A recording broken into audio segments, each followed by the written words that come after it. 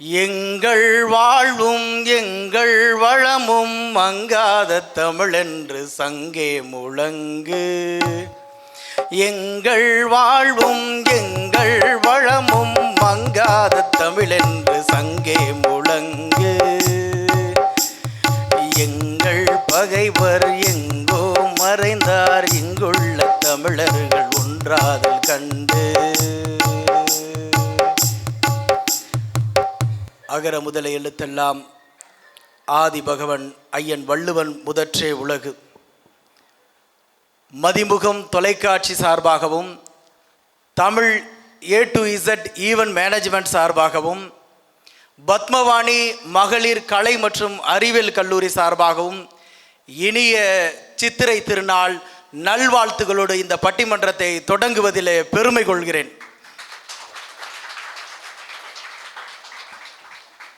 இந்த பட்டிமன்றத்தினுடைய தலைப்பு திரைப்படத்தின் வெற்றியை தீர்மானிப்பது. அந்த திரைப்படங்களில் வரக்கூடிய வசனங்கள், காட்சிகள், அங்கே பேசக்கூடிய பேச்சுகள், பாடலுக்குள்ளே இருக்கக்கூடிய எழுத்துகளா, அதாவது இயலா, இல்லை ஒரு திரைப்படத்தின் வெற்றியை தீர்மானிப்பது அந்த திரைப்படங்களோடு ஒன்றி வரக்கூடிய இசையா? இதுதான் இந்த பட்டிமன்றத்தினுடைய தலைப்பு. நிறைய பேருக்கு இயல்னா என்ன, இசைனா என்ன அப்படிங்கிற விளக்கமே தெரியாமல் இருக்காங்க. ஏன்னா எங்கள் அண்ணன் பையனை கூப்பிட்டு வந்திருக்கவங்கள வாங்காடா வாங்க அப்படின்னு சொல்ல சொன்னேன். அவன் என்ன பண்ணிட்டான், இங்கே வாடா நான் கூப்பிட்டேன் பார்த்தீங்களா, அதே போல வந்திருக்கவங்கள வாங்கடான்ட்டான். ஒருவரை அழைப்பதற்கு முன்பால் சேர்க்கக்கூடிய வார்த்தை இந்த டா அப்படின்னு நினச்சிட்டான் இருக்குது. வாங்கடா உட்காருங்கடான்ட்டான். நல்ல வேலை, அதன் பிறகு எங்கள் வீட்டுக்கு யாரையும் நான் வர சொல்கிறதே இல்லை. ஆனால் ஃபஸ்ட் ரேங்க் வாங்குறாங்க. மெட்ரிகுலேஷன் ஸ்கூலில் ஃபஸ்ட் ரேங்க் வாங்குறான். ஏன்னா இங்கே மொழி கற்பிக்கப்படுவதில்லை, மொழி மக்கப் செய்து தரப்படுகிறது.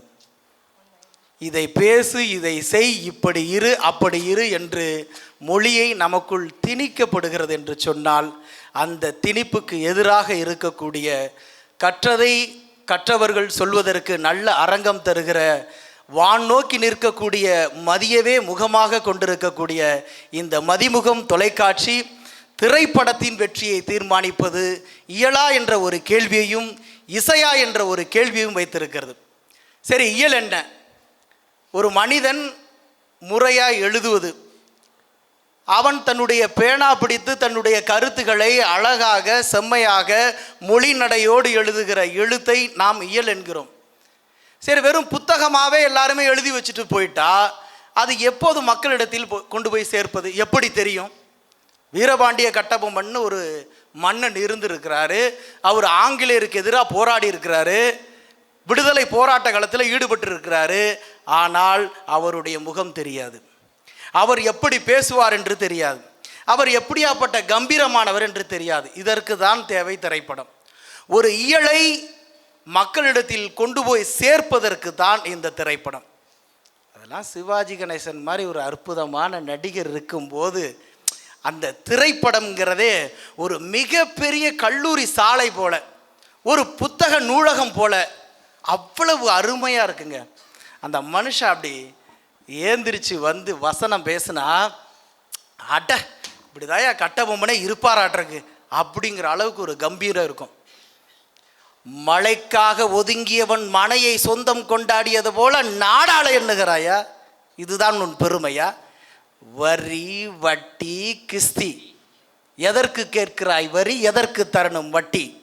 என்னோடு வயலுக்கு வந்தாயா, நாற்று நட்டாயா, அங்கு கொஞ்சி விளையாடும் எங்குள பெண்களுக்கு மஞ்சள் அரைத்து பணிபுரிந்தாயா? மாமனா மச்சானா மானங்கெட்டவனே, யாரிடம் கேட்கிறாய் வரி அப்படின்னோன்னு, அட்டேங்கு அப்பா, இப்படி தாண்டா ஆங்கிலேயனை ஒரு மன்னன் தமிழ்நாட்டிலிருந்து மிரட்டியிருக்கான் அப்படிங்கிற விஷயத்தை கொண்டாந்து சேர்த்தது திரைப்படம். ஆனால் இன்னைக்கு 4 கிலோ எலும்பு தான் இருக்குது, 4 கிலோ எலும்பு தான் இருக்குது. அவன் 40 பேர் அடிக்கிற மாதிரி திரைப்படத்தில் காட்சி வரும்போது அப்படியே ஹார்ட் அட்டாக்கே வந்துடுதுங்க. இப்போ வர திரைப்படங்கள்லாம் ஏதோ நல்லது சொல்கிறதுக்காக வந்த மாதிரி தெரியலை. அந்த திரைப்படங்கள்லாம் ஏதோ மது பிரச்சாரம் செய்வது போல் இருக்குது. கண்ணதாசங்கார கூடி பேர சொல்லி ஊத்தி கூடி குண்ட கொடி மஜான போல் பாட போறேன்டா.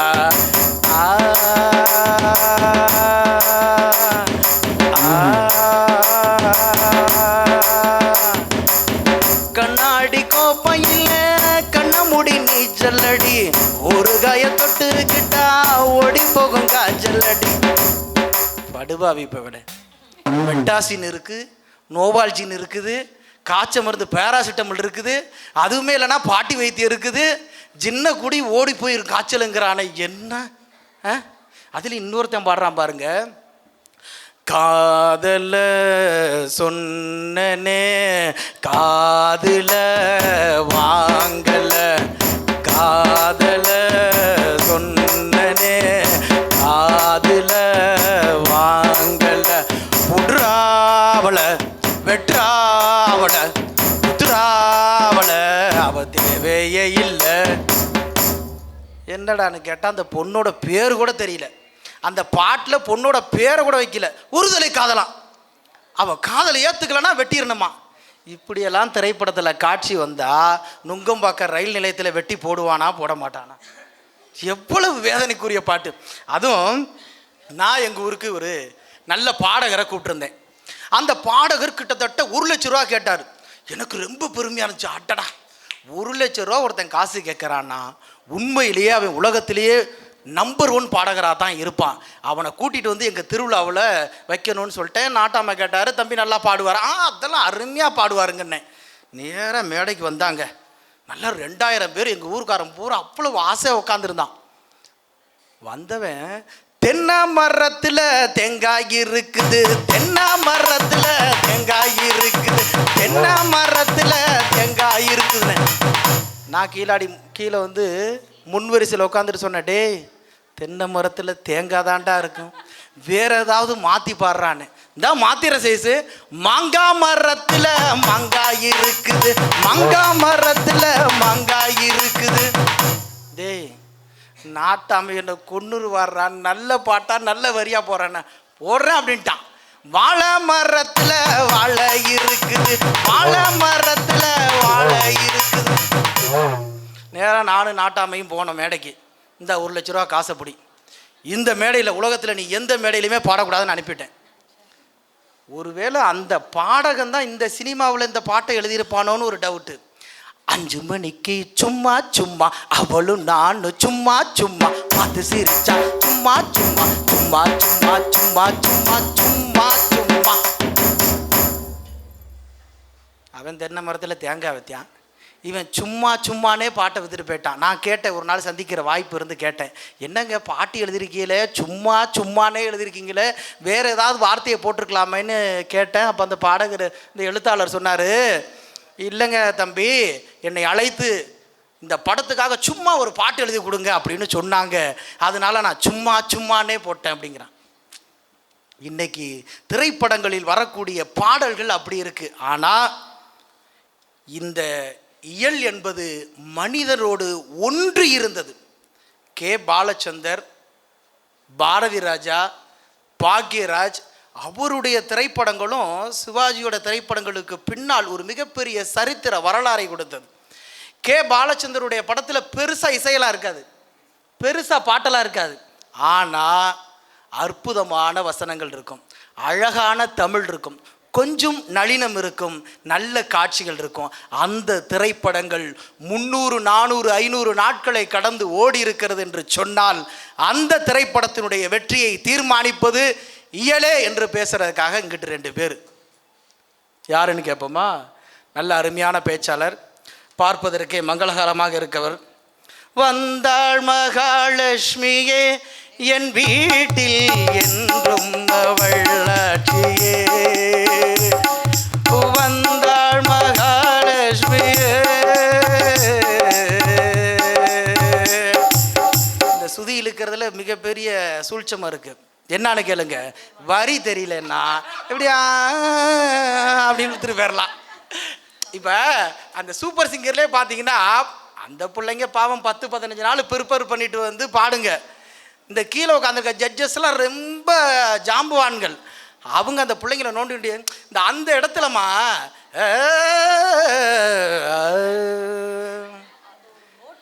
56 ரெக்கார்டிங் ரூம் போய் 56 தடவை கட் பண்ணி எமகா பாக்ஸில் ஏற்றி அதை எடிட் பண்ணி நீ பாடுனே சரி. அந்த பச்சை புள்ள 5-6 வயசில் வந்து பாடுறதே பெரிய விஷயம். அந்த இடத்துல அந்த ஏன்னா அவருக்கே தெரியல, அந்த பாட்டை பாடினவரே அவர் தான். இப்படியெல்லாம் பெரிய விஷயங்கள் இருக்குது. அந்த இசையை விட இயல் தாங்க அருமைன்னு கோவையிலிருந்து முழங்க வந்திருக்கிறார் கொங்கு தமிழச்சியின் அன்பு சகோதரி தமிழரசி என்கிற மாணிக்கம். நல்லா கும்பிடு போடுங்க, எம்பி மாதிரி.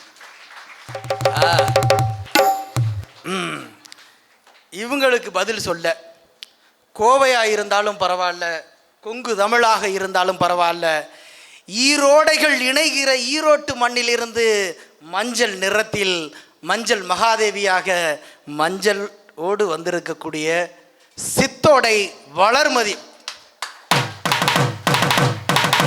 இப்போ நீங்கள் ஒன்று கேட்கணும், அவங்களுக்கு பாட்டு பாடினீங்களே இவங்களுக்கு என்னாச்சுன்னு கேட்கணும். அவங்க கூட இயல்னு வந்தவங்க, இவங்க இசையோடு வந்தவங்க. தேவி ஸ்ரீதேவி தேவி ஸ்ரீதேவி உன் திருவாய் மலர்ந்தொரு வார்த்தை சொல்லிவிடமா பாவி அப்பாவி உன் தரிசனம் கிடைத்திட வரம் கொடமா கையில் மணியை தினமும் பிடித்து ஆட்டும் பக்தனம்மா சூடம் ஏத்தி மேலும் கீழும் காட்டும் பித்தனம்மா. அப்படி ஈரோட்டு மண்ணில் இருந்து பாட்டுக்கு இருக்கிற வலிமை எங்கெங்கே உங்களுடைய வரிக்கு இருக்குது அப்படின்னு நல்லா வலுவாக சொல்கிறதுக்காக வந்திருக்காங்க. இவங்களுக்கு பதில் சொல்ல இவங்க உண்மையிலேயே இவங்க கட்டியிருக்கிற புடவையெல்லாம் பார்த்தா எனக்கு ரொம்ப பயமாக இருக்குது. எங்கடா இந்த பட்டிமன்றத்தை பார்த்து என் முண்டாட்டியும் இந்த வலது பக்கம் உட்காந்துருந்தவங்க மாதிரி ஒரு ஊதா கலரில் ஒரு பட்டு எடுத்துகிட்டு வான்னு சொல்லிட்டா என்ன பண்ணுறதுன்னு அவ்வளவு நீங்கள் இவங்க வரும்போதே நினச்சேன். இந்த பட்டிமன்றத்தை வேற நம்ம பொண்டாட்டி பார்ப்பாலே, இந்த ஊதா கலர் புடவையை பார்த்து கேட்டுட்டா இந்த பட்டிமன்றத்துக்கு நம்ம நிர்வாகத்தார் கொடுக்கக்கூடிய பணமே 10,000க்குள்ளே தானே வரும். ஆனால் புடவையை பார்த்தா 5,000க்கு மேலே இருக்குதுன்னு பயமாக இருந்தாலும் ஈரோட்டு மண்ணிலிருந்து என்னுடைய மேடையில் கன்னி பேச்சாளராக வந்திருக்கிறார் என் அன்பிற்குரிய சகோதரி ஈரோடு சவிதா. இப்போ இவங்களுக்கு ஒரு பாட்டு பாடின அந்த பாப்பா கேட்குது, ஏய் இவங்களுக்கு ஒரு பாட்டு பாடுவாரி.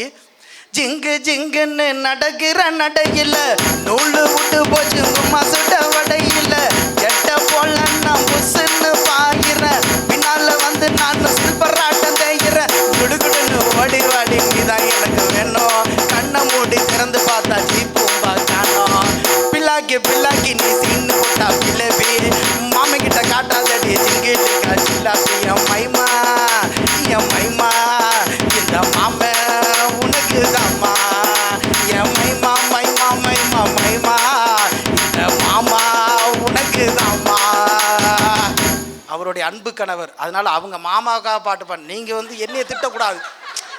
ஏன்னா இன்னைக்கு வேர்ல்டில் மனைவி போயிட்டு வாடி நான் எங்கடி அவ்வளவு தூரம்லாம் வர்றது அப்படின்னு சொல்கிறவங்களுக்கு மத்தியில் நான் வர சாமி பத்திரமா போயிட்டு வரலான்னு இவங்க மாமா உங்களுடைய கணவர் வந்திருக்கிறார் அப்படிங்கிறதுனால இந்த பாட்டு இவங்களுக்கு பொருந்தும். சரி, இவங்களையெல்லாம் விட்டுட்டு அடுத்து இந்த பக்கம் திரும்பலான்னு பார்த்தா இதுவும் என் வீட்டுக்கு பயமாக தான் இருக்குது. இந்த ஷீலா ஒரு 1/4 கிலோவில் ஒரு தோடு போட்டிருந்தாங்கல்ல, அது எம்புட்டாக இருந்தாலும் வாங்கிட்டு வந்துருங்க, அது எம்புட்டாக இருந்தாலும் வாங்கிட்டு வந்துருங்க அப்படின்னா அம்புட்டு காசுக்கும் அம்புட்டு பெரிய தோட்டுக்கும் நான் எங்கே போவேன்? உண்மையிலேயே சீலாக்கிட்ட ஒரு ஆர்டர் சொல்லி என் மனைவி கேட்குறதுக்கு முன்னாடியே அந்த தோட்டம் கொண்டு போய் வாங்கி கொடுத்துடணும். மிகச்சிறந்த பேச்சாளர், பட்டிமன்ற துறையில் பல்வேறு மேடைகள் ஏறி வருகிற என் அன்பிற்குரிய சகோதரி, சென்னையை சேர்ந்த சீலா. இசையே திரைப்படத்தின் வெற்றியை தீர்மானிக்குது அப்படின்னு பேசுறக்கா வந்திருக்காங்க. சில்லு சில்லுன்னு நிற்கிறிய சில்லறைய வாங்குறிய பல பலன்னு நிற்கிறிய பல்ல காட்டி சிரிக்கிறிய ஊத்தி பச்சை கில்லா சில்ல இடுப்பு ஆடுது உன் இடுப்பு மடிப்பு வரதில்ல காரு பறக்குது தொட்டாக்கா தொட்டா சினிங்கி தொட்டாக்கா தொட்டா சினிங்கி உன்னை பார்த்ததுமே விழுந்த வள்ளிக்கு ஐயோ சில்லு சில்லுன்னு ஐயோ சில்லு சில்லுன்னு. நான் பாடலைங்க, மெட்ராஸில் இருக்கக்கூடிய ஒரு கவிஞன் அவனுடைய காதலியை நினச்சி அப்படி பாடியிருக்கான். அது உங்களுக்கு மேட்ச் ஆகுமான்னு பார்த்தேன், ஆனால் அது மேட்ச் ஆகலை.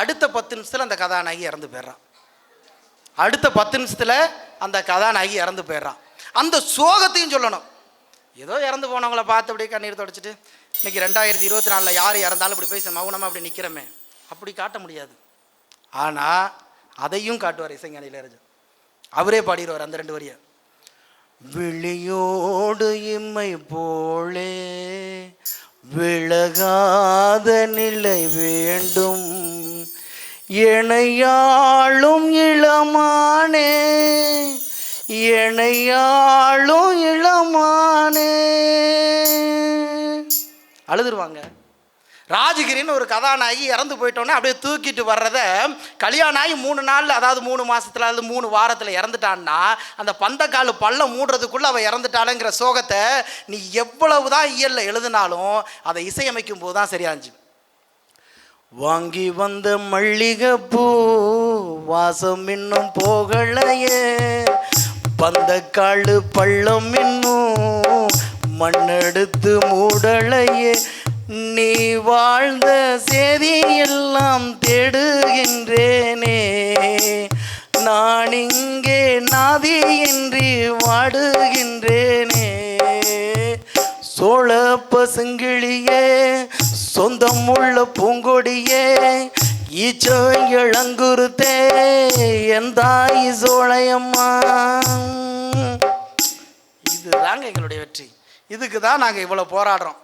ஆனால் இவங்களை தாண்டி நிறைய விஷயங்கள் இவர்கள் சொல்ல தயாராக இருக்கிறார்கள். இவர்களை தாண்டி இவர்கள் நிறைய விஷயங்களை சொல்ல தயாராக இருக்கிறார்கள். முதல் காளையை என்னுடைய கொங்கு மண்ணிலிருந்து அவிழ்த்து விடலாம் என்று நினைக்கிறேன். அற்புதமான கொங்கு தமிழச்சி இயல்தான் திரைப்படத்தினுடைய வெற்றியை தீர்மானிக்குதுன்னு பேசுறதுக்காக வாங்க. பிறந்து சிறந்த மொழிகளிலே சிறந்தே பிறந்த தமிழே, இறந்து மீண்டும் பிறந்தால் உன் மகளாக பிறக்க அருள் கடவாய். மேடையில் வீற்றிருக்கின்ற சான்றோர் பெருமக்களே, மதிமுகம் தொலைக்காட்சி வாயிலாக உங்கள் அனைவருக்கும் சித்திரை திருநாள் வாழ்த்துக்களை தெரிவித்துக் கொண்டு, நடுவர் அவர்களே, எனக்கு ஒரு உண்மை தெரிஞ்சாகணும். சொல்லுங்க. எனக்கு ஒரு உண்மை தெரிஞ்சாகணும். எனக்கு ஒரு உண்மை தெரிஞ்சாகணும் ஜாமி. எஃபெக்டோட சொல்லணும் நீங்க. ஆமா, எனக்கு ஒரு உண்மை தெரிஞ்சாகணும். சொல்லுங்க. நெஞ்சு மேல கை வச்சுக்கோங்க. இருக்குதுங்க. இது பகவத்கீதை. நான் சொல்வதெல்லாம் உண்மை. நான் சொல்வதெல்லாம் உண்மை. உண்மையை தவிர வேறு இல்லை. உண்மையை தவிர வேறு எதுவும் இல்லை. திருப்பூர் குமரன் பிறந்தப்ப நீங்க பிறந்தீங்களா? இல்லைங்க. இல்லை. நெஞ்சு மேல கை வச்சு சொல்றேன். ஐயோ சத்தியமா இல்லைங்க. இல்லை. வீரவாண்டி கட்டபொம்மன் பிறந்தப்ப நீங்க பிறந்தீங்களா? சத்தியமா இல்லைங்க. இல்லைங்க. அப்புறம் காமராஜர் பிறந்த காலத்துல இல்ல. என்ன, நம்ம 2 பேரும் ஒரே வயசு தான். அதனால நான் பார்த்தது இல்லை, பிறந்ததெல்லாம் நான் பார்த்தது இல்லை. இல்லை அது ஓகேங்க. காமராஜர் பேசுங்க நல்லா இருந்துச்சு, திருப்பூர் குமரனை பேசுங்க நல்லா இருந்துச்சு. நம்ம 2 பேரும் ஒரே வயசு தாங்கிறது தான் இந்த பக்கம் இருக்கிற காட்டு வலிக்குதுங்க. ஓ, வலது பக்கம் ஒரு காட்டு இருக்கா? எனக்கு இருக்குதுங்க. அதுதாங்க. ஆனா வீரபாண்டிய கட்டபொம்மனை பிறந்தப்ப உங்களுக்கு தெரியாது, பிறந்த காலத்துல நீங்க பிறக்கல. ஆனா அவர் உங்களுக்கு தெரியுமா தெரியாதா?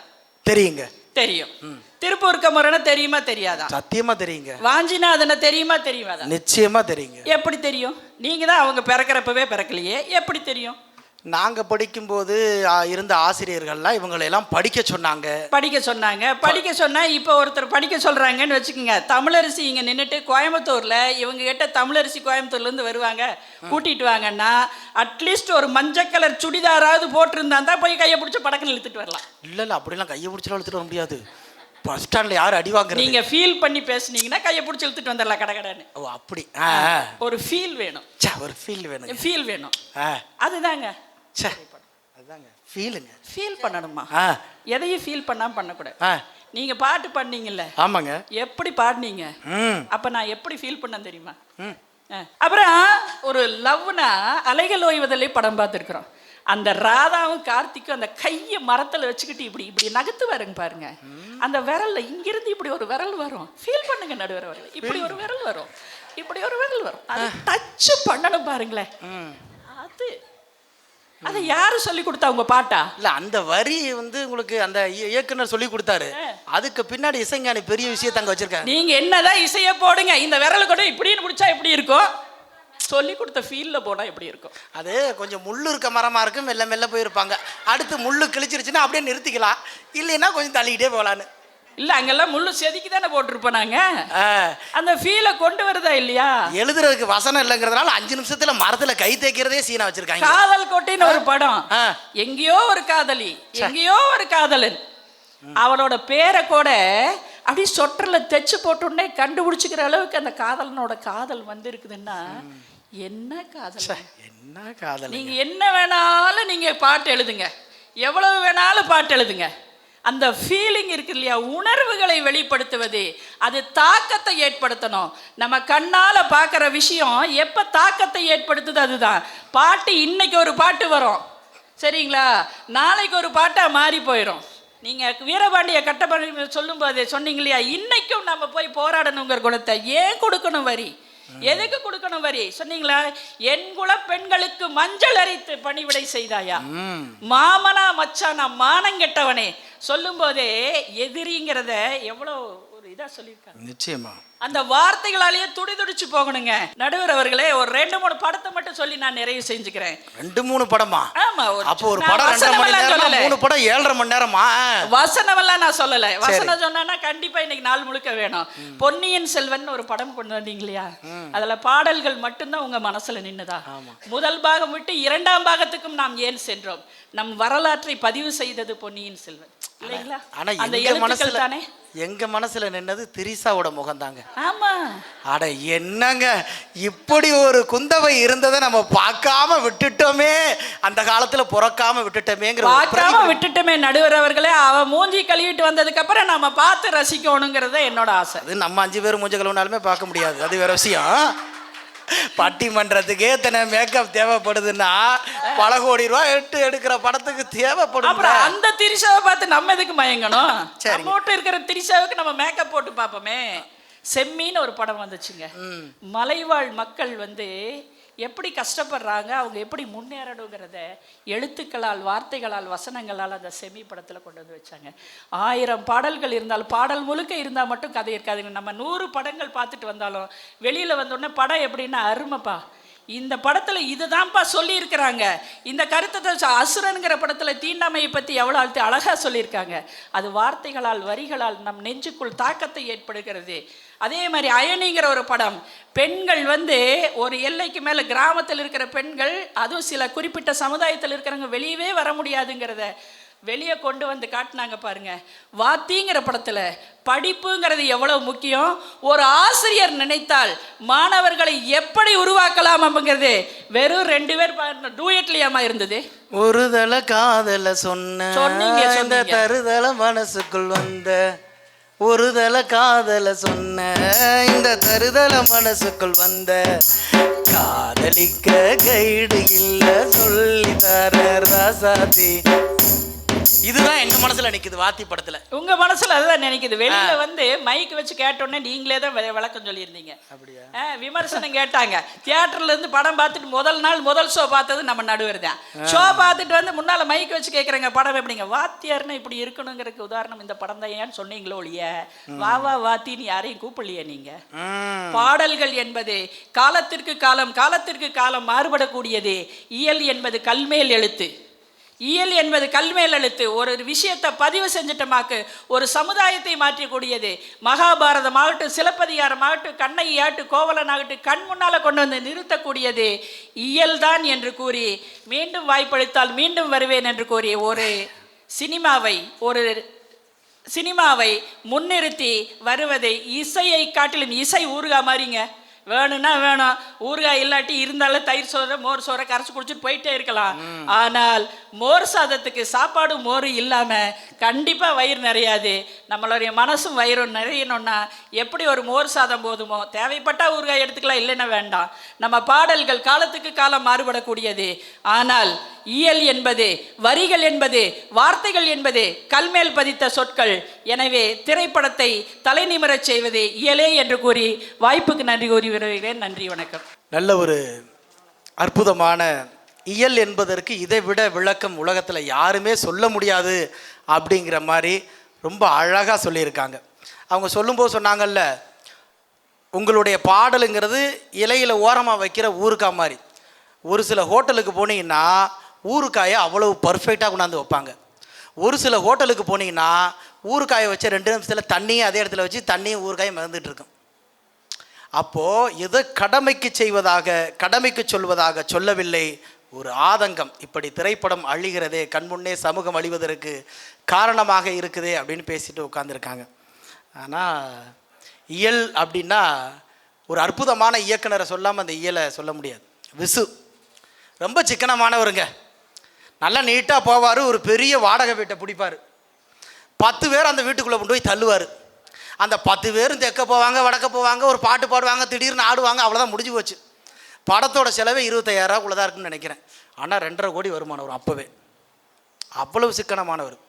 அந்த வசனங்கள்லாம் கோதாவரி வீட்டுக்கு நடுவே ஒரு கோடை போடுறீங்க கம்னு கடை கண்ணம்மாவுடைய வசனம்.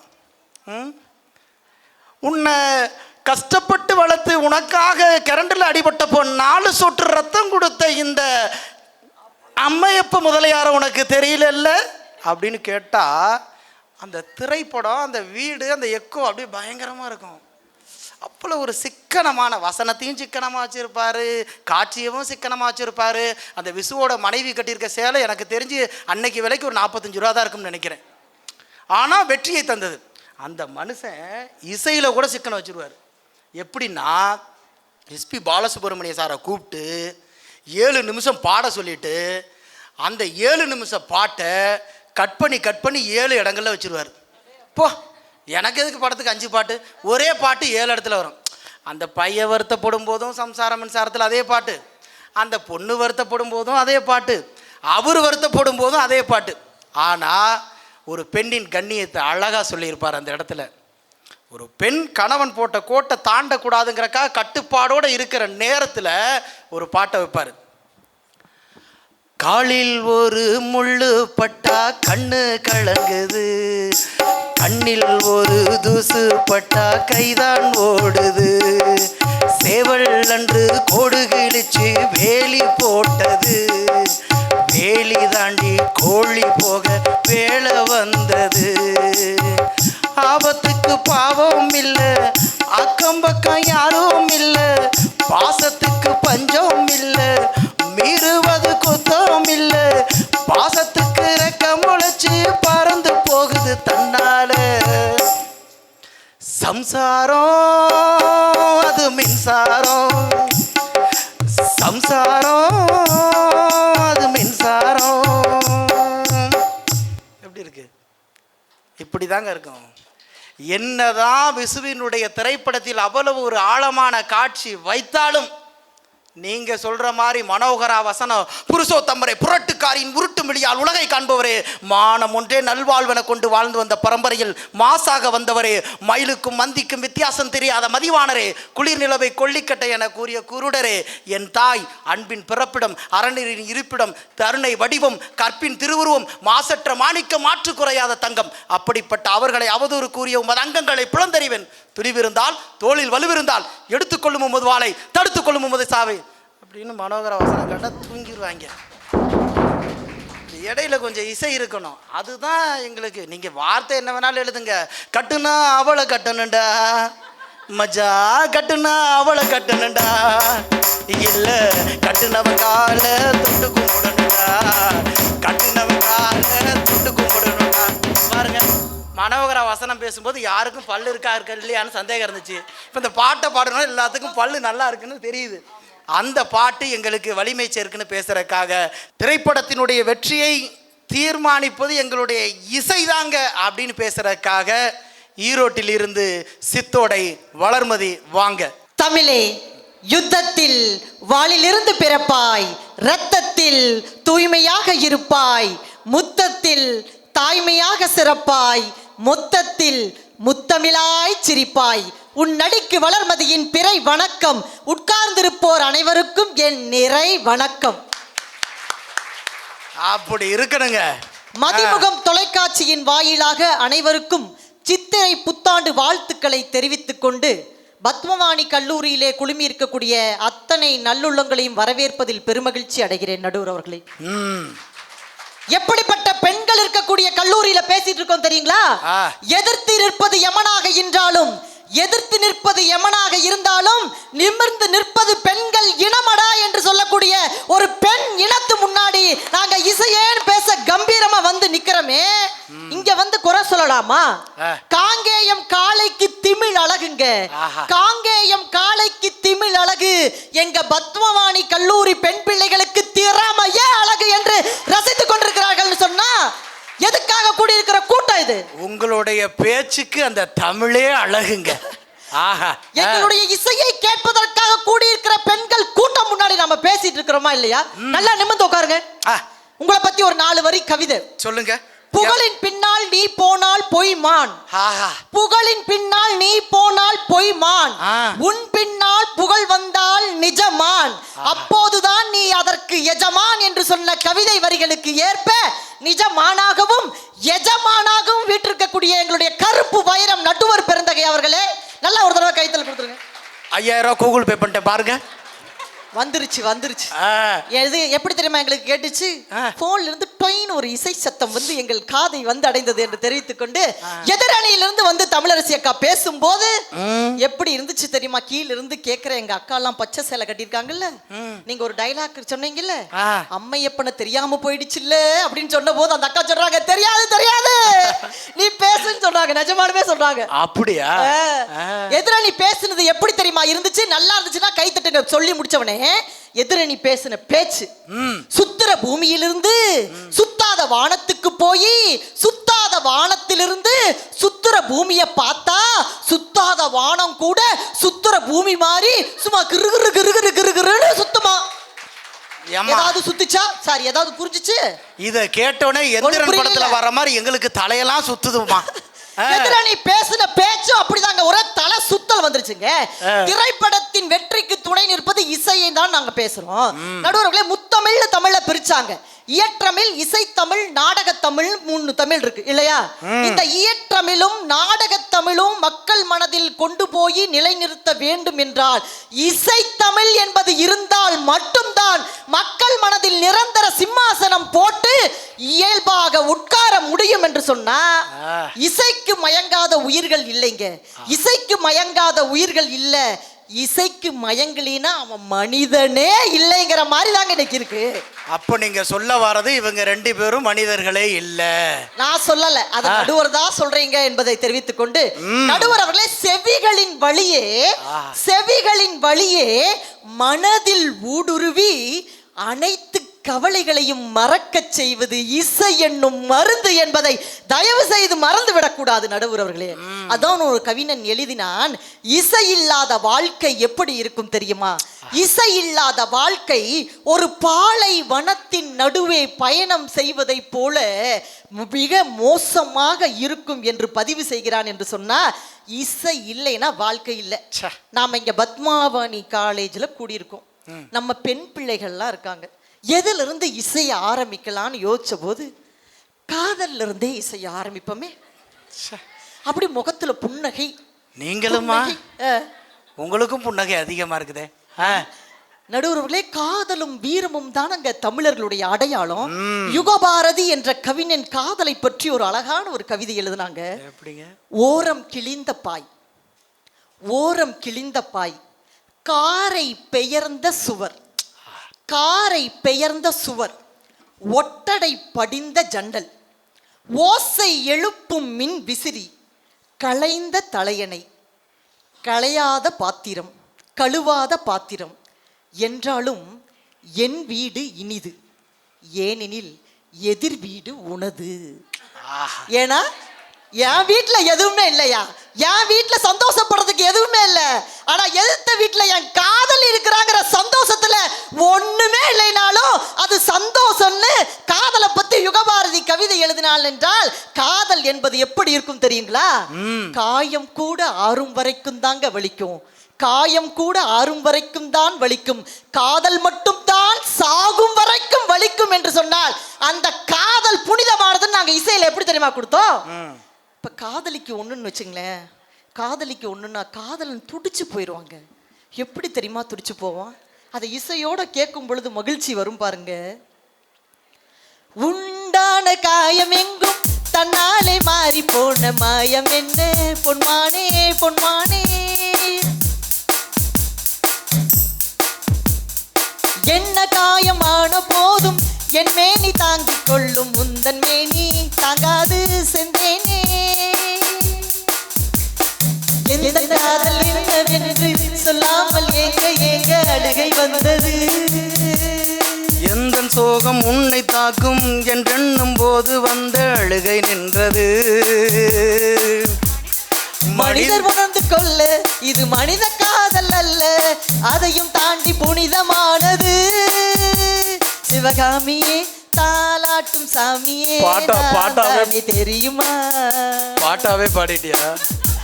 அபிராமியே தாலாட்டும் சாமியே நான் தானே புரியுமா?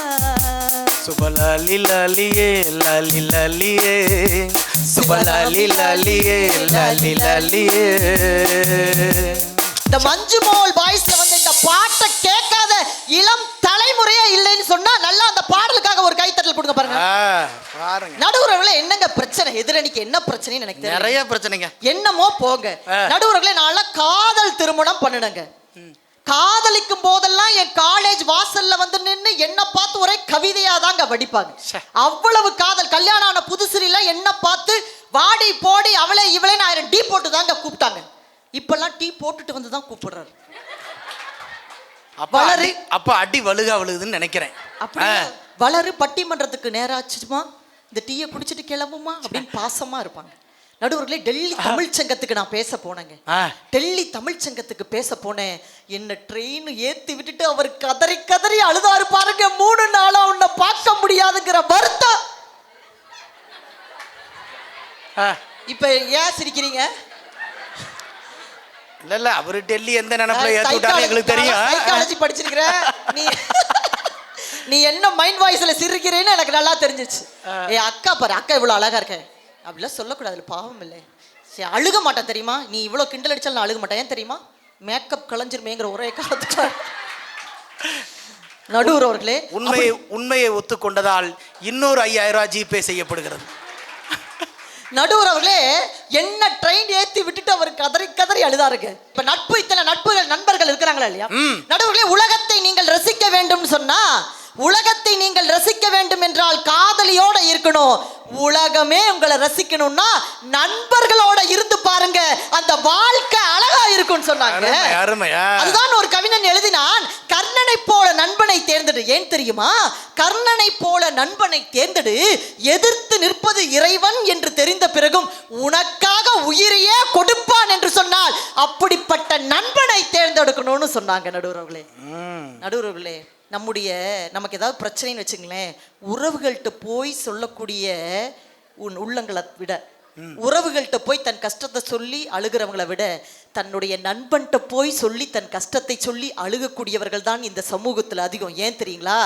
நம் கஷ்டத்தை பார்த்து சிரிக்காத ஒரே ஜீவன் என்று சொன்னால் அது நண்பனாக மட்டும்தான் இருக்க முடியும். சொன்னா நண்பன்ல ஏதுங்க நல்ல நண்பன் கெட்ட நண்பன்? நண்பனாலே அவன் நல்லவன் தான் சொல்லி நட்புக்கு கூட இசையோடு நாங்க பாட்டு கொடுத்தோம்னா, எப்ப பாட்டு எழுதியிருந்தாலும் இன்னைக்கும் நட்புன்னா இந்த பாட்டு நீக்கும். எப்படி தெரியுமா? எப்படி? பந்தம் என்ன சொந்தம் என்ன போனா என்ன வந்தா என்ன, உறவுக்கெல்லாம் கவலைப்பட்ட ஜென்மன்னா இல்லை.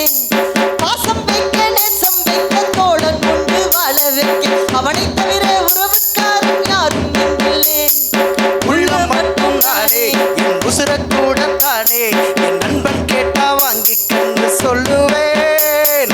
நண்பன் போட்ட சோறு தினமும் தின்னின் பாரு, நட்பை கூட கற்பை போல எண்ணுவேன். சோகம் விட்டு சொர்க்கம் விட்டு ராகம் விட்டு தாளம் விட்டு பாட்டு பாடும் பாடம் பாடி நான் தானே. காட்டுக்குயில மனசுக்குள்ளே பாட்டுக்கென்றும் பஞ்சம் இல்லை பாடத்தான். அவளை கட்டு துள்ளி கிட்டு கவலை விட்டு கச்சை கட்டு ஆடத்தான். நடுவர்கள் நல்லா கைத்தல் கொடுங்க. எங்களுடைய பாட்டு தாங்க நடுவரையே சேர்ந்து பாட வைக்கக்கூடிய உணர்வு எதற்கு இருக்குதுன்னா, பாட்டுக்கு மட்டும்தான் அப்படிதானங்க இருக்குது நடுவுற இருக்குது. வாழ்க்கைனா என்ன தெரியுமா? வாழ்க்கை என்பது பூத்து வர சொன்னவுடன் பூத்து வந்து புதுவாசம் தருகின்ற பூவல்ல வாழ்க்கை. காத்து வைத்த கனவுகளில் கீறி கீறி குருதியினை கண்ணீராய் வடிய வைத்து ஆர்த்து வரும் புயல் நடுவே துரும்பை போல அலைவாய நம்மை விட்டு வலிமை பார்த்து சேர்த்து வரும் நெஞ்சுறுதி இருக்கும் என்றால் சரியென்று சிரித்து வரும் அதுதான் வாழ்க்கைன்னு சொன்னாங்க. வாழ்க்கைனா 1000 பிரச்சனை இருக்கும், போராட்டம் இருக்கும், துன்பம் இருக்கும், துயரம் இருக்கும்னு சொன்னாங்க. அதனால தான் அறிவுமதி என்ற கவிஞன் எழுதினான், விதியின் எழுத்தை கண்ணீரால் அழிக்க முடியாது, ஆனால் வியர்வையால் அழிக்க முடியும் என்று அறிவுமதி வியர்வையால் எதை வேண்டுமானாலும் சாதிக்கலாம் என்று சொன்னார்கள். என்று சொன்னால் இன்று பெண்கள் கல்லூரியிலே இத்தனை பெண்கள் எல்லையை தாண்டி வந்து வெற்றி பெற்று கொண்டிருக்கிறார்கள் என்று சொன்னால் என் பெண் பிள்ளைகள் இன்னைக்கு எப்படி தெரியுமா இருக்காங்க? மூச்சு நின்றால் மட்டும் மரணமில்லை, என் முயற்சி நின்றாலும் மரணம் என்று போராடி இன்று வெற்றி பெற்றுக் கொண்டிருக்கிறார்கள் என்று சொன்னால் இந்த வெற்றிக்கும் இந்த முயற்சிக்கும் கூட எங்கள் இசை கூட இருந்து வழிநடத்தும். எப்படி தெரியுமா? முயற்சி செய்தா சமயத்துல முதுகு தாங்கும் இமயத்தையே மனசை இரும்பாக்கணும், மழைய உருவாக்கணும், ஆழ்கடல் கூடத்தான் ஆறு போல மாறுமடா. ஒத்தி குச்சி பத்தி காதுடா யாரும் ஒன்ன ஒரசர வரையில வம்பு தும்பு வச்சு காதடா யாரும் ஒன்ன உசுப்புற வரையில நீ குச்சியாய் வீழாமல் நீ குச்சியாய் இருடா, உள்ளே ஒரு உஷ்ணம் வந்தால் உன் வாழ்வில் வெளிச்சம் வரும். அப்படி போடுங்க. நல்லா ஒரு தடவை கைத்தல கொடுங்க. நல்லா கை தட்டுங்கம்மா. எவ்வளவு உணர்வுபூர்வமா பாடுறாங்க. என்ன பேச்சுங்க, நிறைவா பேச்சான்னு கேக்குறேன். நடுவர்களே, இந்த உலகம் எப்படி பிரிஞ்சிருக்கு தெரியுங்களா? ஏழைக்கு உணவு தட்டுப்பாடு, ஏழைக்கு உணவு தட்டுப்பாடு, பணக்காரனுக்கு உணவு கட்டுப்பாடு. இதுதான் இன்றைய மனிதன் படும் பாடுனா. மேல்தட்டு கீழ்த்தட்டு நடுத்தட்டுன்னு மக்கள் பிரிந்திருக்கிறார்களே, இந்த நிலை மாற வேண்டும் என்று இசையிலே அழகாக கொடுத்தாங்க. அதான் ஒரு கவிஞன் எழுதினான், உயர்ந்தவர் தாழ்ந்தவர் என்ற தீண்டாமை குழந்தையை கருக்கலைப்பு செய்தாலே அனைவரும் சமம் என்ற சமத்துவ குழந்தை பிறந்துவிடும் என்று ஒரு கவிஞன் எழுதினான் என்று சொன்னால் இந்த ஏற்றத்தாழ்வு இருக்கக்கூடாதுன்னு கூட அழகா நாங்க பாடல்ல சொன்னோம். எப்படி தெரியுமா?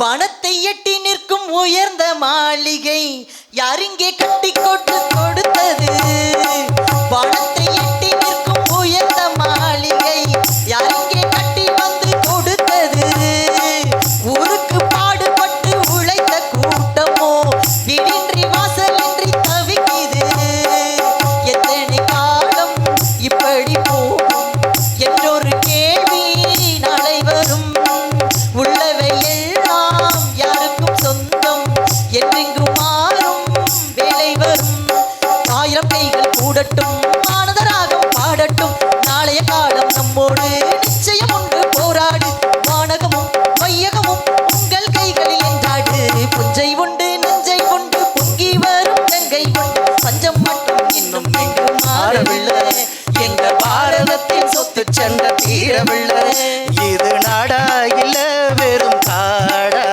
இத கேட்க யாரும் இல்லை தோழா, இது நாடா இல்ல வெறும் காடா, இத கேட்க யாரும் இல்லை தோழா. இதுதாங்க எங்களுடைய இசைக்கு இருக்கக்கூடிய மகிமைன்னு சொன்னா.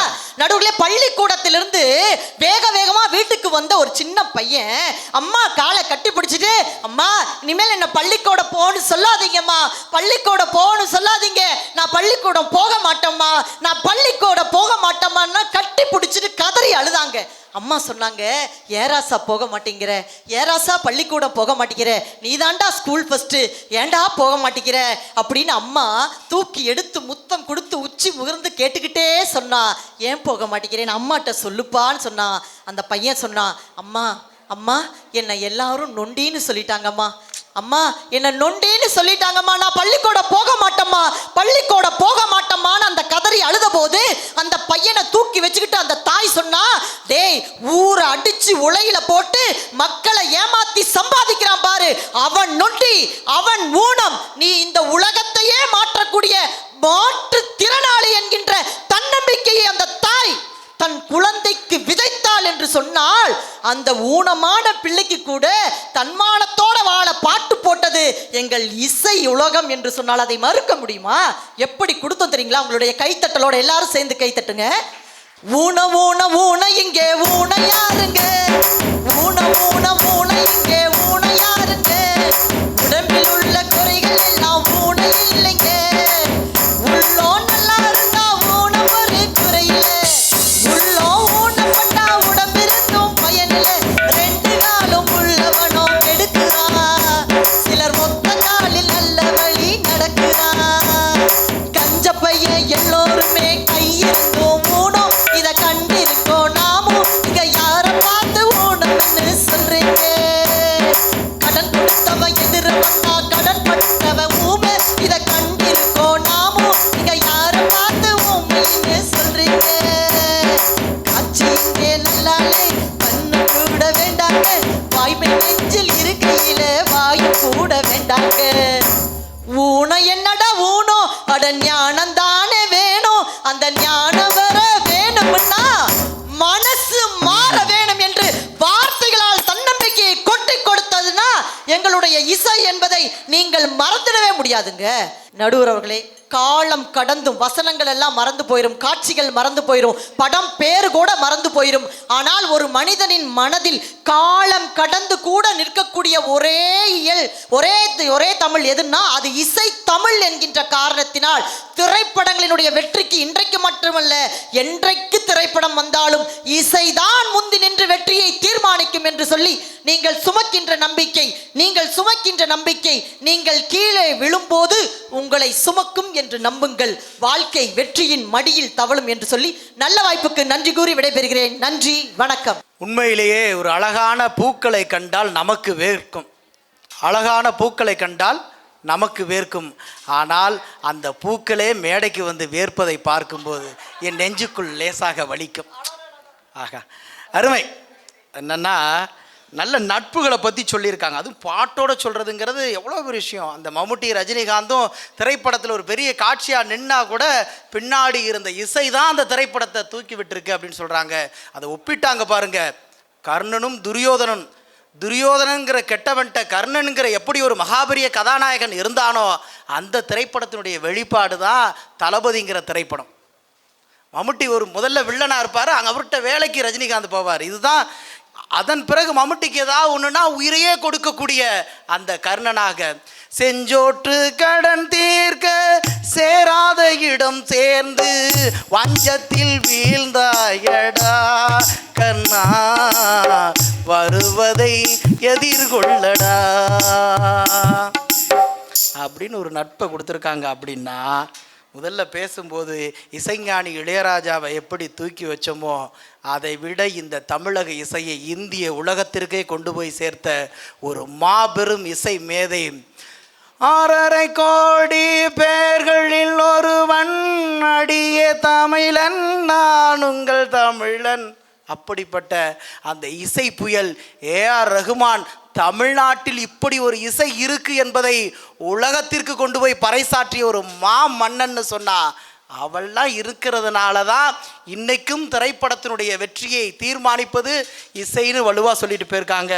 அந்த ஏஆர் ரஹ்மான் கூட இன்னைக்கு இருக்கிற காலேஜ் பிள்ளைகளுக்கு பசங்களுக்கு நட்பை பற்றி எப்படி சொல்லியிருக்காரு தெரியுமா? ஜூன் பிறக்கும் ஜூலை பிறக்கும், ஜூனியருக்கும் சீனியருக்கும், கல்லூரி சாலை எங்கும் ராகிங் நடக்கும், ஸ்டூடெண்ட்ஸ் மனமோ நந்தவனமே, ரோஜா இருக்கும் முள்ளு இருக்கும், நட்புக்கு ராகிங் கூட பாதை வகுக்கும், நண்பன் ஒருவன் வந்த பிறகு வினை தொடலாம் உந்தன் சிறகு, வானுக்கும் எல்லை உண்டு நட்புக்கில்லையே. என்ன பாட்டுங்க, என்ன வலிமை!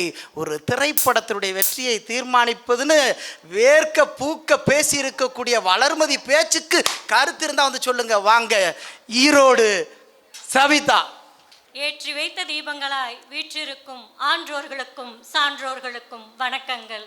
எங்கெங்கு காணினும் சக்தியடா என பெருமிதத்தோடு வீற்றிருக்கும் மாணவ தோழமைகளுக்கும் என் வாழ்த்துக்களை கூறி, இயல்னா என்ன அப்படின்னு சொல்லி பார்க்கும்போது பார்த்தீங்க அப்படின்னா, உனக்கும் நல்லதாய் ஊருக்கும் நல்லதாய் நினைப்பதும் செய்வதும் நித்திய கடன் எனும் வாக்கிற்கிணங்க இசைக்கும் நல்லதாய் நாடகத்திற்கும் நல்லதாய் திரைப்படத்திற்கும் நல்லதாய் இருந்து இயங்கிக் கொண்டிருப்பது இயலே. அதனாலேயே இயல், இசை, நாடகம் என்பதில் இயலுக்கு முதன்மை முக்கியத்துவம் அளித்துக் கொண்டு பட்டிமன்றத்துக்கும் சேர்த்துக்கங்க அதையும். சரி, எனக்கு இசை தெரியும், நாடகமும் தெரியும். இயல்னு ஒரு புது வார்த்தை சொல்லி இருக்கிறீங்களே, பட்டிமன்றத்துல வச்சிருக்கீங்களே, அப்படின்னா என்ன? என்ன வாங்க சொல்றேன். எங்க கிடைக்கும் கேளுங்க, சொல்லுங்க. சரி, இயல் வரிகளற்ற இசை அப்படிங்கிறது என்ன அப்படின்னு பார்த்தீங்கன்னா, மனசுக்கு பிடிச்ச பீஜியமா வேணா இருக்கலாம். நீங்கள் அதை கேட்கும்போது பார்த்தீங்கன்னா உங்கள் மைண்ட்லேயும் சரி மவுத்லேயும் வர்றது என்ன அப்படின்னு கேட்டிங்கன்னா இயல் வரிகள் தான். நடுவர் அவர்களே, வளரக்கா சொன்னாங்க, நடுவரை பாராட்டி கவிதை வாசிச்சாங்க. நடுவரும் சொன்னார், ஒத்தெழுத்து இருந்தா போதும் அப்படின்னு. ஏன் அந்த அக்கா வந்தாங்களே அப்படின்னு போயிருக்கலாமே, ஏன் சும்மா சும்மா சொல்லிக்கிட்டு 5 நிமிஷத்துக்கு மேல இழுத்துட்டே போனாங்க. ஒன்னே ஒண்ணுதான் கேக்குறேன், அவங்கள குறுக்க வராதிங்க நடுவர் அவர்களே, மீ பாவம். சரி, எனக்கு பயந்து வருது. வளரக்கா, நீங்க இன்னும் வளரணுமாக்கா. மஞ்சுமல் பாய்ஸ்ல வந்த கண்மணி அன்போட பத்தி சொன்னாங்க. நான் கேட்குறேன், ஏன் 96 வயசுல கூட தான் விஜய் சேதுபதி கேட்டுட்டே இருப்பாரு, யமுனை ஆற்றில் பாடு, யமுனா ஆற்றில் பாடு அப்படின்னு சொல்லி. அதுவும் இயல் வரிகள் தானே. இப்படி எத்தனை படம் இருக்கு. ஜென்டில்மேன் எடுத்துக்கோங்க, முதல்வன் எடுத்துக்கோங்க, முதல் மரியாதை எடுத்துக்கோங்க, காதலர் தினம் எடுத்துக்கோங்க, காதலுக்கு மரியாதை எடுத்துக்கோங்க. எத்தனை படம் அடுக்கிட்டே போகலாம். அத்தனை படமும் வெற்றி படம் ஆகணும் அப்படின்னா இயல் வரிகள் இருந்ததுனால மட்டும்தான். அறிவை உணர்ச்சி வெல்வது இயல்பு, அறிவால் உணர்ச்சியை வெல்வதே சிறப்பு. இந்த வயசுல பொண்ணுங்களுக்கு முக்கியம் என்னன்னு கேட்டா, எல்லாரும் பட்டிமன்றத்தை வெல்வதே சிறப்பு. முக்கியமே பாத்தீங்க அப்படின்னா பெண் கல்வி மட்டும்தான். எதுக்கு அப்படின்னு கேட்டிங்கன்னா, உங்களோட சுய மதிப்பீட்டையும் சுய மரியாதையும் உயர்த்திக்கிறதுக்காகத்தான். என்னை தலை குனிந்தபடி உன்னை தலை நிமிர்ந்து வாழ வைக்கிறேன்னு சொல்கிறது பார்த்தீங்கன்னா புத்தகங்கள் தான். இப்போல்லாம் பிளேஸ்மெண்ட் செல்லில் உங்களுக்கு உங்களோட ஐக்யூ மட்டும் கிடையாது, ஈக்யூன்னு சொல்கிற இமோஷனல் கோஷியன்ஸ், அதான் உங்களோட ஃபீலிங்ஸ், உணர்ச்சிகளை கையாளக்கூடிய திறமையும் சேர்த்து டெஸ்ட் பண்ணுறாங்க. இதுக்கெல்லாம் பார்த்தீங்க அப்படின்னா நீங்கள் சோமவல்லிப்பன் சார் எழுதின இட்லியாக இருங்கள் அப்படிங்கிற புக்கும் சரி, ரோண்டா பைரன் அவர்கள் எழுதிய சீக்ரெட் அப்படிங்கிற படமோ அல்லது புத்தகத்தையோ படித்து பாருங்கள். அப்போ உங்களுக்கு புரியும் இந்த இடத்துல நான் ஏன் இந்த விஷயத்த சொல்கிறேன் அப்படின்னு கேட்டிங்கன்னா, உங்களோட கனவுகளை இலக்குகளை நீங்கள் அடையணும் அப்படின்னா அதற்குண்டான வழி. கனா படத்தில் சொல்லுவாங்க தெரியுமா, ஆசைப்பட்டால் மட்டும் பத்தாதே அடம் பிடிக்கவும் தெரியணும். அப்போ உங்கள் இலக்குகளை அடையணும்னா அதற்குண்டான வழிகளை தெரிஞ்சுக்க தான் இந்த புத்தகத்தை படிங்க அப்படின்னு சொல்லி சொன்னேன். அது மட்டும் இல்லை, நான் வேற பாட்டெல்லாம் பாடணுன்னு சொல்லிட்டு காதலுக்கோ ஆண்களுக்கோ எதிரின்னு நினச்சிப்பாங்க. நான் அப்படியெல்லாம் இல்லை. இங்கே சொல்ல வர்றது என்ன அப்படின்னு கேட்டிங்கன்னா, என்னன்னு பார்த்தீங்கன்னா, காதலன் ஒருவன் கைப்பிடித்தே அவன் காரியம் யாவிலும் கை கொடுத்தே நீங்கள் வாழணும் அப்படின்னா கூட பெண் கல்வி அவசியம். முழுமையான பொருளாதார சுதந்திரம், முடிவெடுக்கும் உரிமை, இதுதான் பார்த்தீங்க அப்படின்னா அது உங்களுக்கு உங்கள் சுய சம்பாத்தியம் அவசியம். அப்படிங்கிறதுக்காக தான் இந்த பெண் கல்வி அவசியங்கிறத வலியுறுத்துறதுக்காக நான் இந்த 2 புத்தகங்களை இந்த இடத்துல குறிப்பிட்டேன். சபா இப்போவே கண்ணை கட்டுதே அப்படிங்கிறீங்களா? என்ன பண்ணுறது, இன்னைக்கு வானிலை தோச்சு போட்ட துணி 5 நிமிஷத்தில் காயுது, குளிச்சுட்டு வந்து போட்ட துணி 2 நிமிஷத்தில் காயுது, 2 நிமிஷத்தில் நனைஞ்சு போயிடுது. என்ன பண்ணுறது? மாணிக்கண்ணே, ஏசியை 2 பாயிண்ட் கூட்டுங்களேன். எங்கள் பிள்ளைய சொல்கிறாங்க, நம்ம பேசுகிற டைலாக் அவங்க பேசிட்டு இருக்காங்கடி, ஷப்பா இப்போவே கண்ணை கட்டுது அப்படின்னு அவங்க சொல்லணும். உமிழ் சுரக்க மறந்தாலும் என்ன தமிழ் சுரக்க மறக்காது, ஆகவேதான் தமிழ் பேச்சு எங்கள் மூச்சு. நன்றி, வணக்கம். நல்ல ஒரு கருத்து. எப்போதுமே ஏற்கனவே இருந்தவங்களுக்கே நம்ம திரும்ப அவங்க கையிலேயே எதையுமே கொடுக்கக்கூடாது, புதுசாக வாய்ப்பு கொடுக்கணும். ஆண்டுக்கு ஒரு முறை நம்ம ஆயுதத்துக்கு பூஜை போட்டால் பத்தாது, 5 ஆண்டுக்கு ஒரு முறை நம்ம அறிவுக்கும் பூஜை போடணும். ட்ரெண்டிங்கான விஷயம்னால சொல்கிறேன், புதுசாக இருக்கவங்களுக்கு வாய்ப்பு கொடுக்கணும். நான் பயந்துக்கிட்டே இருந்தேன், ஆனால் காப்பாற்றிட்டீங்க.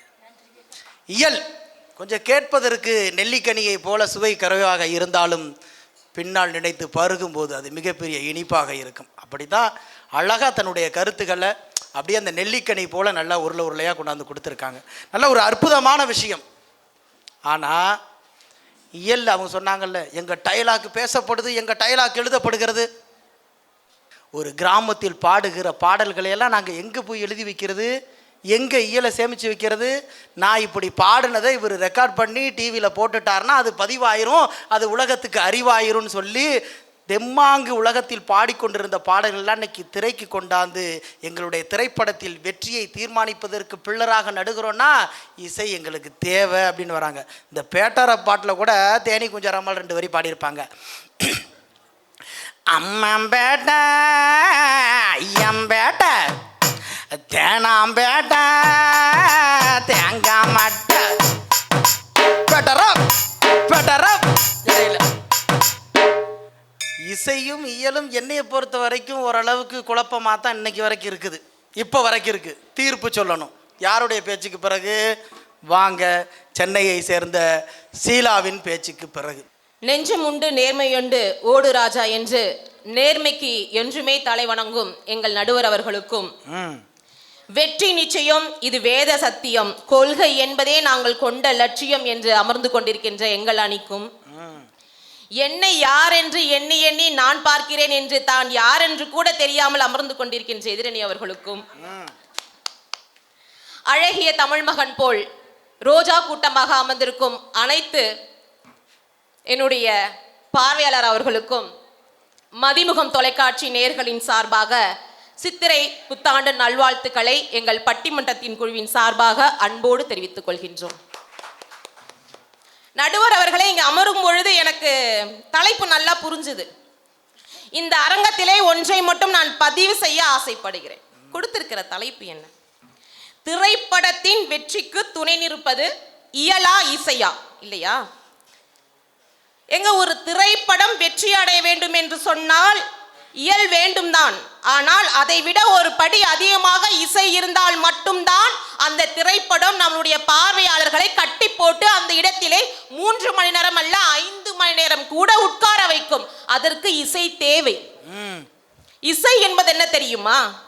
எங்க ஒரு குழந்தை பிறக்கிறது என்று சொன்னால் வயிற்றில் இருக்கும் பொழுது கூட ஒரு அன்னையால் அந்த குழந்தைக்கு இசை தேவைப்படுதுங்க.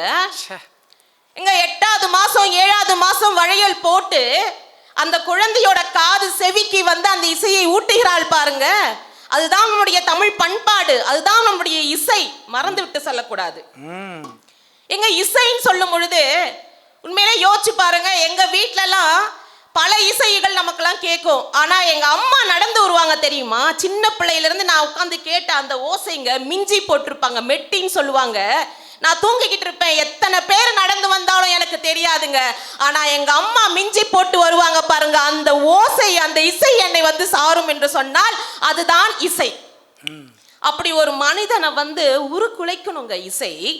அது திரைப்படத்தில் இருப்பதனால்தான் ஒரு திரைப்படம் வெற்றி அடைய முடிகின்றது. எதிரணியிலிருந்து சொன்னாங்க, வசனங்கள் நிறைய பேசினாங்க, கட்டபொம்மன் வசனங்கள் பேசினாங்க, சுதந்திர போராட்டங்களை ஊட்டினார்கள் என்று சொன்னாங்க. எத்தனை சுதந்திரத்தை போராட்டத்தை ஊட்டினாலும் எத்தனை வசனங்களை பேசினாலும் இசையால் கொடுக்கும் பொழுதுதான் அந்த வசனம் கூட மக்களை சென்றடைகிறது என்பதுதான் உண்மை. அதை புரிஞ்சுட்டு பேசணும். எங்க காதலுக்கு எவ்வளவு நல்ல நல்ல பாடல்கள்லாம் வந்திருக்கு தெரியுமா நடுவர்களே? இப்படி இப்ப என்ன வரவங்க எல்லாம் காதலுங்கிற டைட்டிலே போனா எப்படி தூக்கம் வருமா இல்லையா?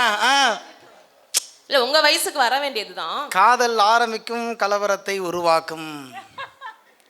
சொல்லுங்க. எங்க காதல்ல எவ்வளவு அழகான பாடல்கள்லாம் இருக்கு. எவ்வளவு? ஆனா எவ்வளவு அழகான பாடல்கள்லாம் இருக்கு. ஆனா இவங்க 2 பேரும் பாடின பாட்டை பாத்தீங்களா? எங்க கேட்கறது நல்ல பாடல்களா இருக்கணும். அப்பதான் சொல்லும் பொழுது நல்ல விஷயங்களை சொல்ல முடியும்.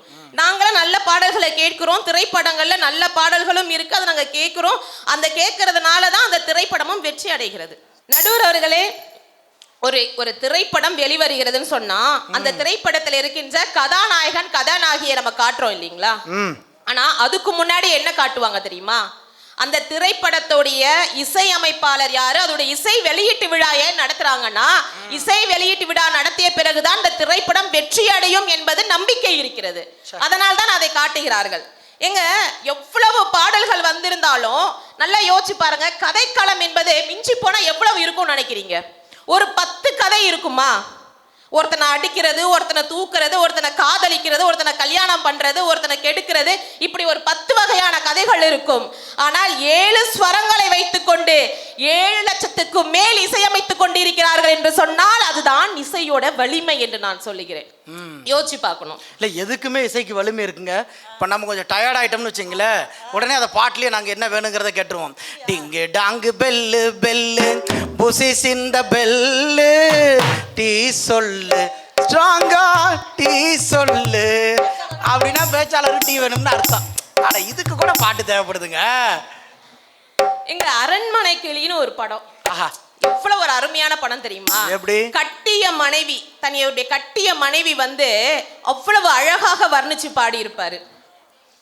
எல்லோருக்கும் எழுதி வச்சான், எங்களைத்தான் கட்டி வச்சான், பொண்டாட்டியோ பூந்தோரணோ, நானும் ரொம்ப சாதாரணோ, வெண்ணிலவு மேகம் போல என்ன அவ மூடி வப்பா, மத்தவங்க கண்ணு பட்டா தத்தளிப்பா தாக்கவிப்பா, ஊருக்கவ ராணி போல எனக்கு அவ அம்மன் போல, சொல்ல போனா எங்களை போல பாக்கியவன் யாரும் இல்ல, தாய கூட தார போல ஈடு செய்ய யாரும் இல்ல, எல்லாம் என் யோகம். பாடுங்க. நடுவர் அவர்களே, இந்த மாதிரி தன்னுடைய கட்டிய மனைவியை வந்து ஒரு தாயை விட ஒரு தாரத்தை வந்து தாயை போல ஒரு சொல்லி காட்டுறாங்கன்னா, என்னுடைய இளைஞர்கள் திருமணமான பிறகு வந்து அந்த பாட்டை பார்த்துட்டு போயிட்டு வீட்டில் இருக்கிற மனைவிமார்கள்லாம் சந்தோஷப்படுத்திக்கிட்டு இருக்காங்க. இசை என்பது எப்படி தெரியுமா இருக்கணும்? தன்னுடைய வாழ்க்கையில வந்து ஏதோ ஒரு மாற்றத்தை ஏற்படுத்தணும். 2.5 மணி நேரம் படத்தை பார்த்துட்டு வந்தா மட்டும் போதாதுங்க.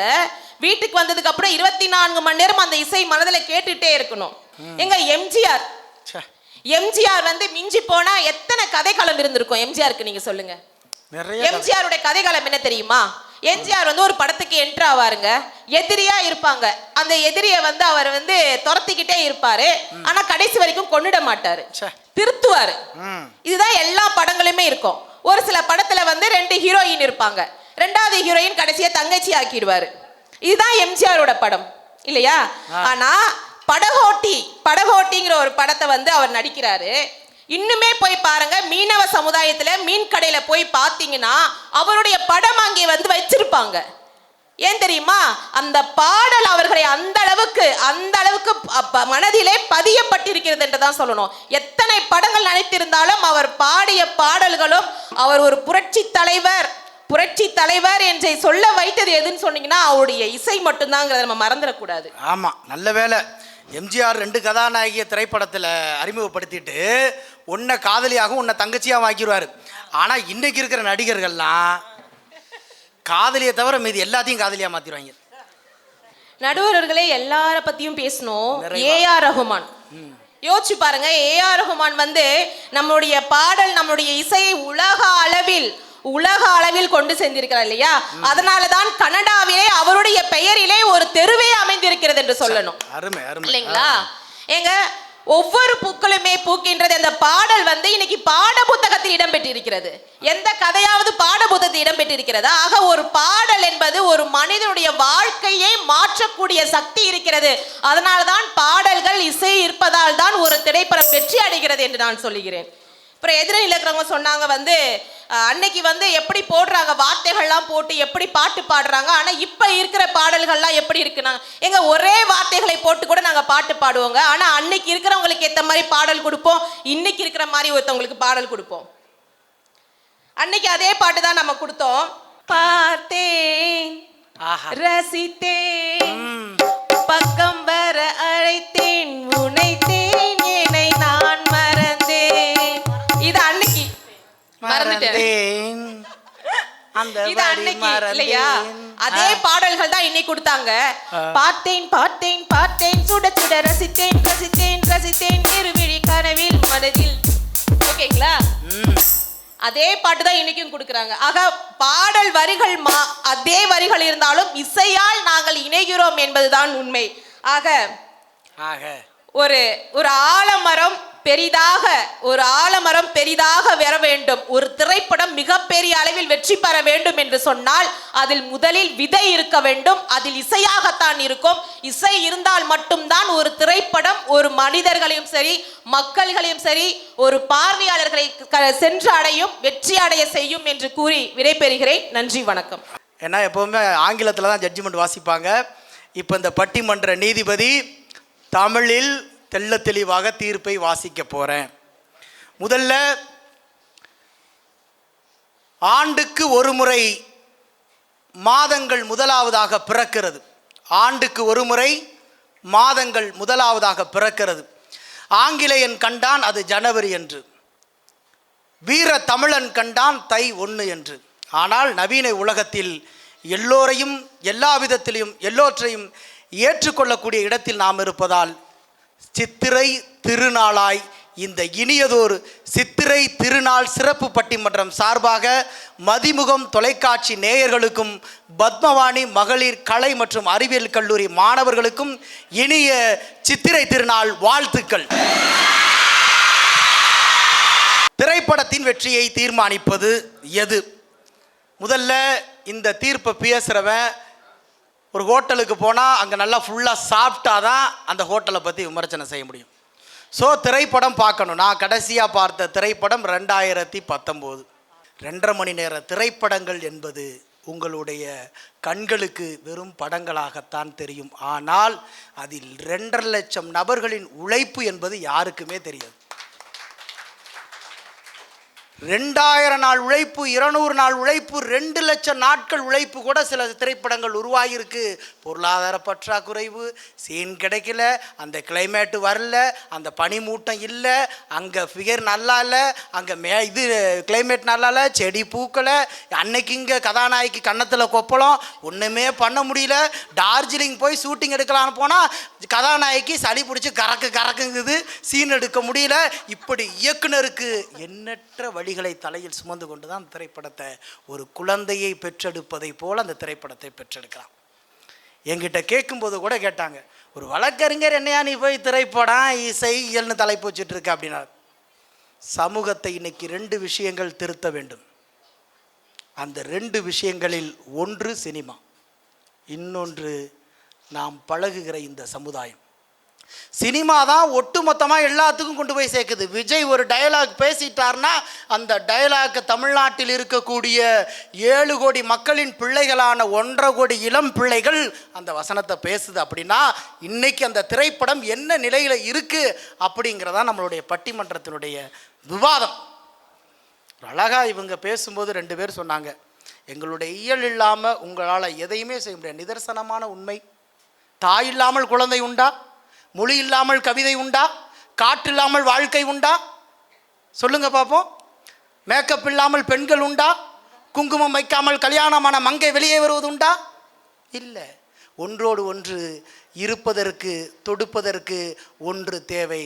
பூக்களை கட்டி சேர்ப்பதற்கு நார் எப்படி தேவைப்படுகிறதோ அப்படி உங்களுடைய இசைகளை எல்லாம் கட்டி சேர்ப்பதற்கு, திரைப்படத்தை கோர்த்து வைப்பதற்கு எங்களுடைய இயல் தேவை. ஒரு திரைப்படத்தினுடைய புள்ளி எதுங்கிறத நாம் புரிஞ்சுக்கிட்டோம்னா தான் அதுக்கு தகுந்த மாதிரி நம்ம அந்த திரைப்படத்தை நகர்த்த முடியும். மகாபாரதத்தை பற்றி சொல்லணுமா, 5 அண்ணன் தம்பியை அந்த திரைப்படத்தில் கொண்டு வரணும். அந்த 5 அண்ணன் தம்பியில் ஒவ்வொரு அண்ணனும் எவ்வளோ கஷ்டப்படுறாங்கிறத சொல்லணும். தம்பியை விட்டு கொடுக்காமல் இருக்கக்கூடிய அந்த உணர்வுகளை சொல்லணும்.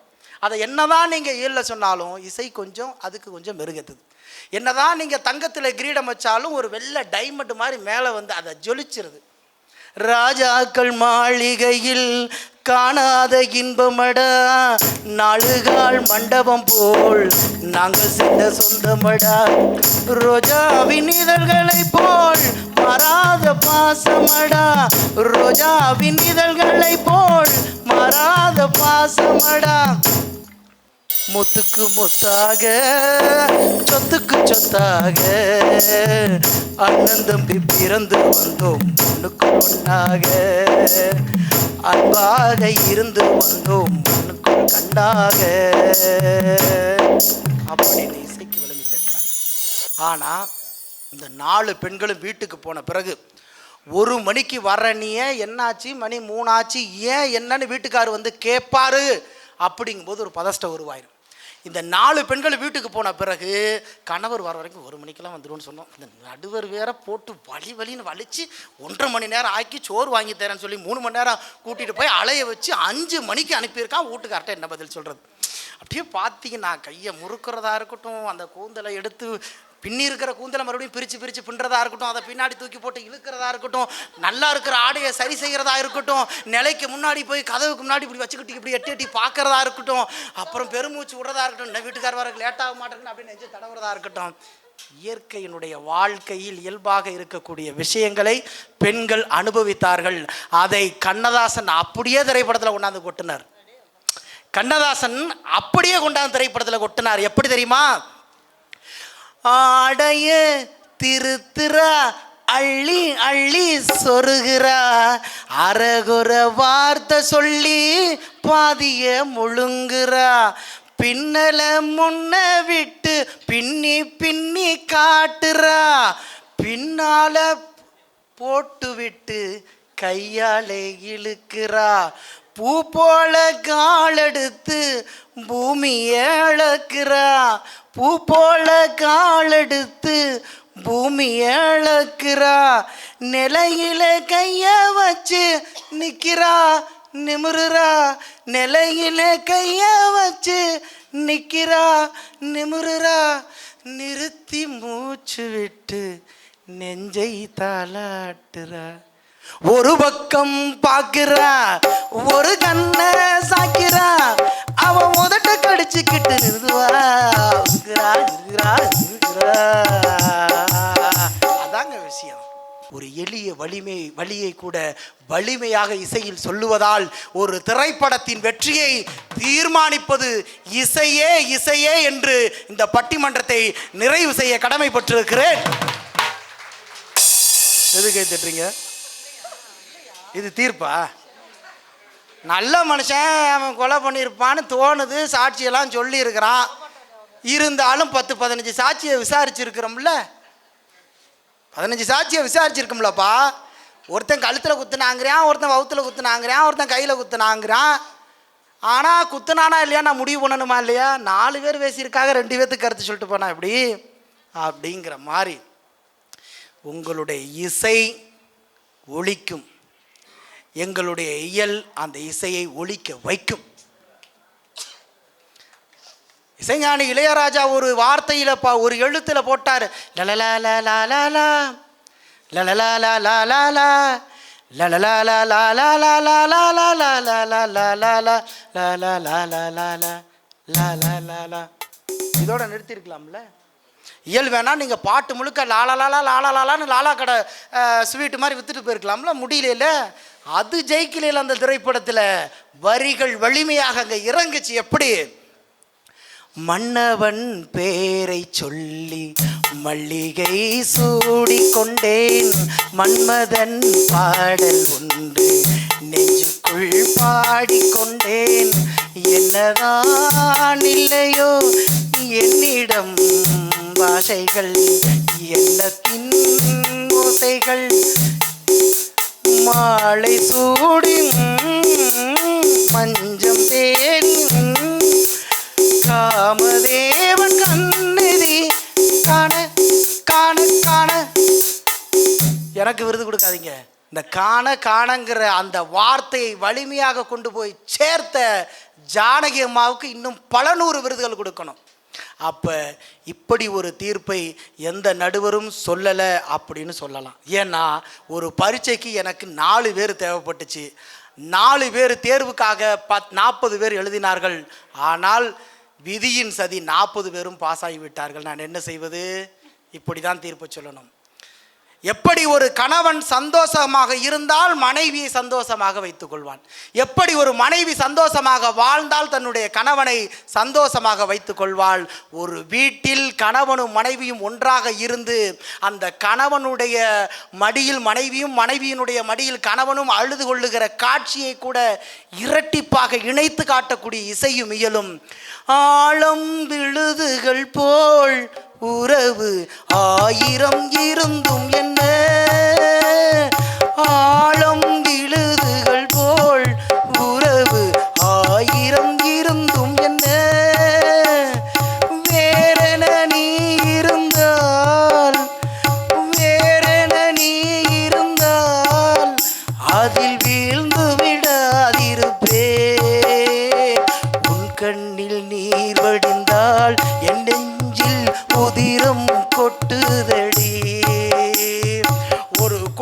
நல்லா இருக்க கணவனும் மனைவியும் சந்தோஷமாக இருக்க வேண்டும்.